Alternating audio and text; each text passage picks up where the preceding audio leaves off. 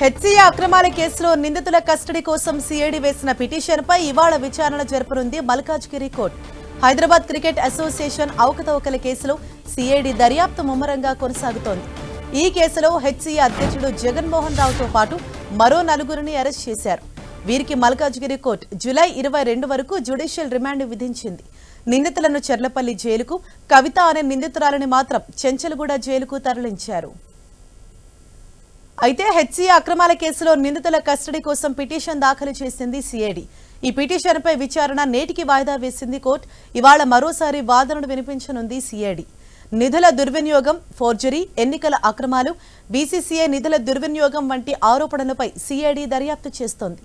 జగన్మోహన్ రావు అధ్యక్ష నియామకంపైన సిఐడి ప్రశ్నలు లేవనెత్తింది.